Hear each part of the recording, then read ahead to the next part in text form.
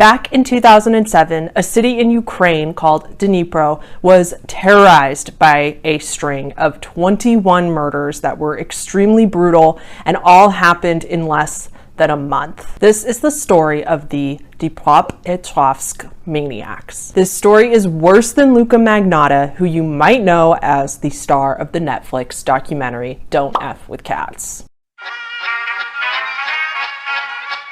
Hey humans, it's Hannah. Welcome back to my channel, or welcome if you are new here. Our story starts on June 25th, 2007, when a 33-year-old woman is walking home from a friend's house. She walks by two boys, and one of them, out of nowhere, attacks her with a blunt object and beats her to death.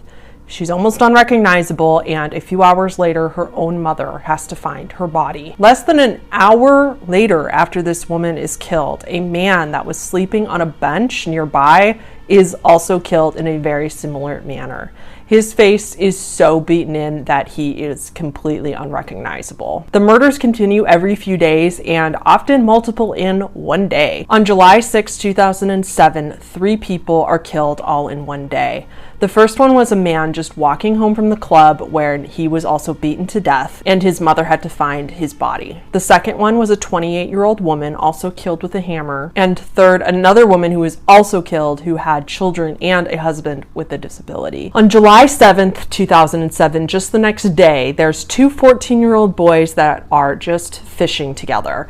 They are also attacked, and one of them gets killed in a very similar manner. The other one manages to escape. He runs away, he hides in the woods until it's safe, and he managed to survive. A few days later, on July 12th, 2007, a 48-year-old man is also found. He had gone out on his motorcycle and was never seen alive again, and when they did find his body, it was very, very obvious that he had suffered an extremely brutal attack. This goes on for several more days, 21 people dying in total, and 8 more people that were attacked but survived. The photo you see now is of Igor and Viktor with an animal hanging behind them. 2 Ukrainian boys who became vicious serial killers at only the age of 19 years old.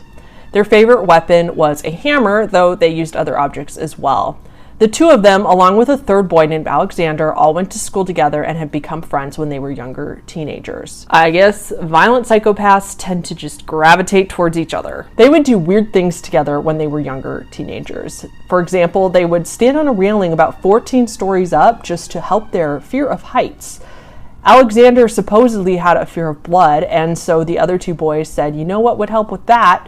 Killing and torturing lots and lots of animals. It escalated from there, and the boys started robbing people just a few months before the murder spree. That was the extent of Alexander's involvement. He participated in the animal abuse and the robberies, but allegedly refused to help Igor and Viktor in their murder spree. So it's back to Igor and Viktor, and Igor was the ringleader. Igor seemed to be the one that instigated all of this and encouraged the other boys, but it was discovered that these 2 boys, after they committed all these murders, they found lots and lots of photos, lots and lots of videos, and it seemed that the boys had some sort of weird fetish for documenting all their crimes against humanity. Some of the photos were of the 2 boys attending some of their victims' funerals, often seen laughing, smiling, flipping off their caskets and their coffins and their graves, things like that. As you saw before, they took lots of photos of animals that they had harmed and selfies with the animals they harmed. Of course, they also took many videos and many photos of their victims as they were killing them and also after they were dead. It gets a lot worse.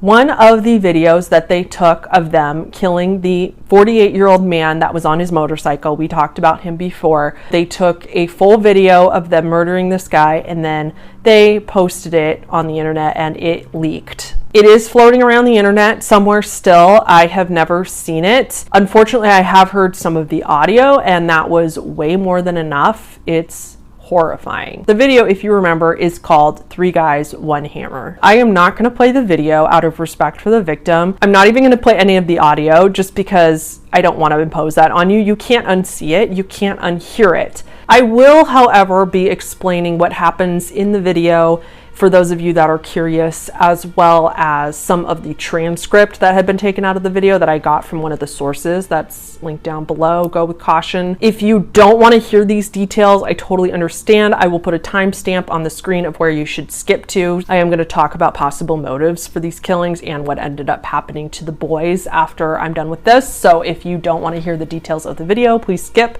and I will see you over there. For those of you that do want to know what happens in the video but don't want to ruin your entire lives by actually witnessing any of it, stick around and I will tell you now. The 48-year-old man was riding home on his motorcycle through the woods.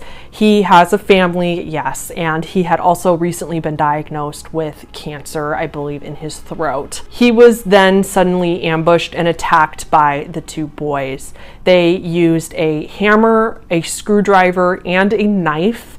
They stabbed the man and beat the man over and over in the head, in the abdomen, in the face, and tortured him a lot. The video is over 4 minutes long, and the most upsetting part is that the victim often goes in and out of consciousness. You can hear him trying to speak at some points, and he just doesn't die. At that point, everybody just wants him to be put out of his misery, and that's probably the most brutal part. At the end, they keep torturing him, keep torturing him. If you're dying, over 4 minutes is eternity. And then audio-wise, the worst part about this video is that you can hear his death gurgling, and you can hear the actual sounds that he's making as he dies.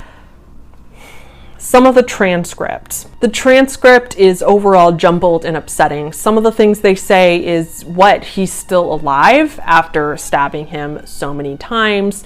One of them even said, wow, he's having an effing bad day. Later, one of them says, get over here fast, kill him already. The other one says, what? And then the first boy says, kill him already again. Later in the video, they say, he's not dead and I already poked his eyes out. Then as the two boys, after the victim was finally dead, they walk towards their car, washing off the murder weapons, washing off their hands, and lightheartedly talking amongst each other about how long it took for him to die, even though they were stabbing his literal brains. Welcome back if you skipped that part of the video. On July 23rd, 2007, all three boys were arrested. Hallelujah. Alexander's story ends here. Like I said, he wasn't part of any of the murders. He got 9 years in prison for the robberies and participating in those. Igor and Viktor got life in prison for all their murderers. Ukraine does not do the death penalty, so that was not even possible for them to get that, but they were given life in prison for both of them, and they were only 19. There were some really weird things about the trial that I think is worth noting here. One of them, of course, did try to plead insanity in order to get leniency on their sentencing, and thankfully the prosecutors were able to argue that you were both really calculating and you both clearly planned each one of these murders, and the way in which they went about it showed that they obviously knew exactly what they were doing. So thankfully, neither of them were able to plead insanity. The two boys' families said they were innocent. The defense was trying to claim that they were innocent. They said that the videos and the photos were all altered and showed their faces only because people edited their faces into the videos and all the photos, even though after they were arrested, the murders obviously stopped. And it would take a lot longer to edit and alter all of those photos and videos. So thankfully, they were still charged for it.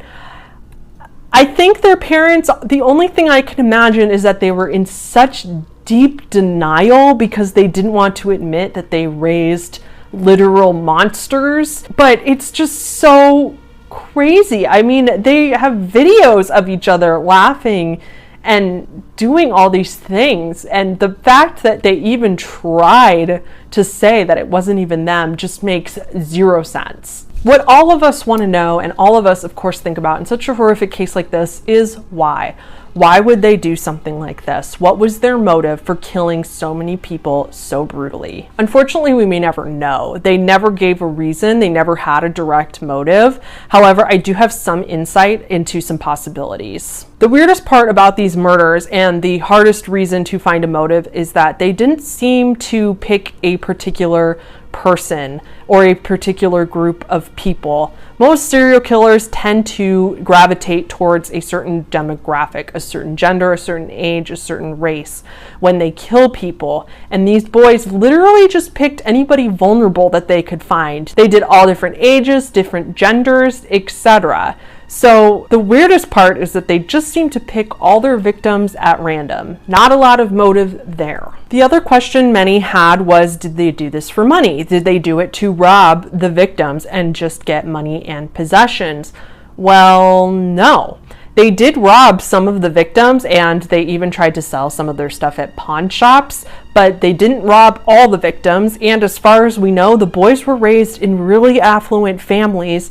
They didn't need money. If they were robbing them, it was just a fringe benefit, and that was just for fun, and they would have robbed all the victims. Plus, the victims were heavily tortured, sometimes before they were killed. And so if you were just going to rob somebody, there's no reason to torture them unless you enjoy it. If you were going to rob somebody, you would just kill them quickly. None of the victims were also sexually assaulted, which is also interesting, further proving that they were probably just getting a weird sick pleasure out of the violence. While it was never proven, one of them said that they would get lots of money for making the snuff films, that they could sell it overseas and make a ton of money if they made enough of these videos. But again, there's no proof that this ever actually happened or there was anybody to sell them to. And additionally, they did not need the money. As I said earlier, one of the really interesting parts was that when they were all younger, they wanted to fix their fear of heights by standing on a very dangerous railing high up, or they wanted to fix their fear of blood by killing animals. So did they try to fix a different fear by killing humans? Did they fear violence so much that they decided to jump so far into it that they'd be so desensitized they wouldn't be afraid of it? The most likely scenario, in my opinion, is that these boys were bullied in school. It made them feel weak and it made them feel powerless. And so, feeling angry about this, they wanted attention and they wanted to feel powerful. Hurting people made them feel invincible and powerful. Though ironically, ambushing vulnerable people seems like one of the most cowardly things you can do. They found that Igor, the leader of this little group, often collected newspaper clippings of the case of the people that he murdered. Sometimes he'd even add his own captions, handwritten on the papers. One of them had even said, "The weak must die, the strong will conquer."